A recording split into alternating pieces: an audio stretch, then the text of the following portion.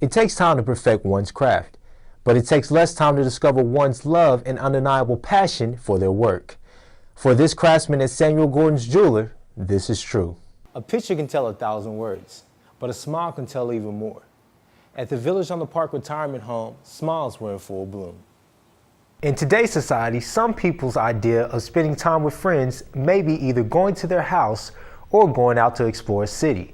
For these friends, the idea is to soar above and beyond while observing Cloud 9. The purpose of art is to create an emotional response in a person. This museum seeks to engage its audiences with access to its growing art collection. When building a house, you need a strong foundation. The same can be said for roads, though they don't get the same treatment. A Disney classic is brought to life on stage as part of the Lyric Theater's summer season. Based on Disney's 1989 animated motion picture, The Little Mermaid opens Tuesday at the Civic Center Music Hall. Sports tourism is a fast-growing sector of the travel industry. It brings in more than $600 billion a year. IMSA paramedics gave a CPR demonstration earlier today. Paramedics taught children the proper way to recognize a drowning and how to perform CPR. The demonstration was given in hopes that people will take the necessary precautions while swimming during the holiday. One finger tap can trigger activity in the reward center of our brain and cause a surprising addiction. It gets a little bit addicting, but you can't let it interfere with schoolwork. Industrial safety engineering sophomore Matthew Wood plays video games at least 30 hours a week. People like to play, people like to see what, what the games look like now, the art of it, the storyline. Some people view it as like a playthrough movie. Gamers like Wood can aid their addiction by visiting stores like Game Exchange and visiting with game experts like General Manager Otto Stevenson. Video games, probably since being the easier and more fun option, probably hinder like a college lifestyle. According to a 2003 report released by the Pew Internet and American Life Project, 65% of college students play video games at least occasionally, which some people say is hindering people's social skills. It's easy for an addictive personality to lose time, if it's a lot of fun. It's pretty easy for certain games like maybe Grand Theft Auto or Assassin's Creed Black Flag. You can play for or just lose time for hours on end. And maybe some people don't even realize that they're addicted if that were the case. Psychology professor Sheila Kennison says constant gaming can isolate a person. I believe when one engages in behaviors that become addictive, it does take them away from other behaviors, so they become more isolated from others, they're spending more time alone, they're spending time seeking out the pleasurable experience from the addiction, and that can interfere with work, it can interfere with school, it can interfere with relationships. Kennison and her students have conducted research about the effects of video games and relationships.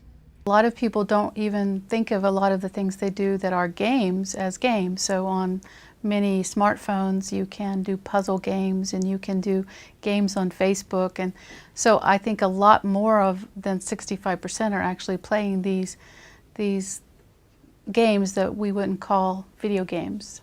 Gaming is a global phenomenon that can potentially prove lethal. There are cases that I've heard about in foreign countries, South Korea, where there's a noted video game addiction problem. There are cases of individuals who played video games for such a long time in one span, perhaps they didn't drink enough, they weren't eating, that after several days of video game playing died of exhaustion. Just like any addiction, there are ways to cope with gaming addiction. Help would be counseling, maybe even rehabilitation stints, 28 days in rehab. But there are therapies that can help you find ways of replacing the addiction. For OStateTV, I'm Kchris Griffin. In Oklahoma, the National Guard took a step forward to impact the state and local economies. With more than 13,000 jobs resulting from Guard activities, this expansion is adding to the capital stock and sales collection of Oklahoma. Leaders within the organization talked about the impact in detail. We finished $250 million in new building construction. And since then, we've finished another $100 million in new properties construction statewide, both on our air bases as well as off of our air bases in different communities.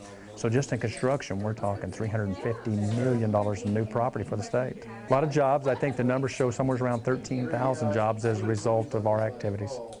we sought to partner with all the reserve components and build several structures that were going to replace aging structures that we've been in for years.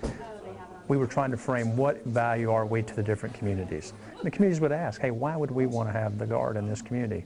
In the case of Mustang, Oklahoma, we'd never had a facility there. And we had to sell ourselves to the city leadership because we're asking for occupancy, property, and support. And it's kind of tough to say, well, what value are you? And we say, hey, we're the soldiers. We're Oklahoma's finest. We're part of the Army Reserve. As a reserve component of the Army, we're responsible for a certain number of missions, and those missions require us to have buildings, soldiers, equipment. And the buildings is the heart of what we do. The soldiers are the very heart of what we do. So that funding pays for the payrolls, the subsistence, the buildings, all of the support services. So keeping that money going continues to support the Guard and support our efforts both at the state and national level. Before you start your engine, think about the cost you may have to pay for driving on Oklahoma roads. When building a house, you need a strong foundation. The same can be said for roads, though they don't get the same treatment. A majority of major roads in Oklahoma City and Tulsa are in poor condition, costing area drivers almost $800 a year in vehicle operating costs. But where does that leave Stillwater? These tires just cost me almost $2,000 for my truck. Holly Kane is a Stillwater resident who has had to pay thousands of dollars because of maintenance fees. And they're a nicer truck, a nicer tire, but it's still, that's $2,000 a year. Direct Discount Tire Manager Fred Dick says roads in Oklahoma have a poor base and lack the foundation of other state roads. Stillwater, to some degree, is a bedroom community. There are an awful lot that commute to Oklahoma City and Tulsa. They spend a tremendous amount of money on repairs. I can attest to that. We do it every day. Spanish junior Carl Gill expressed his concern about the poor road conditions. You also have weather conditions like when it freezes, water gets into the cracks of the roads and that expands the roads, causing the roads to break. Then you have the intense heat during the summer, and that causes more damage, and it's just the weather extremes. Nobody really wants to pay more taxes, but it's really the only solution is to increase the tax rate in order to fund more, road maintenance. Each level of government is working to provide a better transportation system, but until funding increases, the roads will stay the same. Reporting, Stillwater, Oklahoma, Kchris Griffin, The Weekly Cowboy.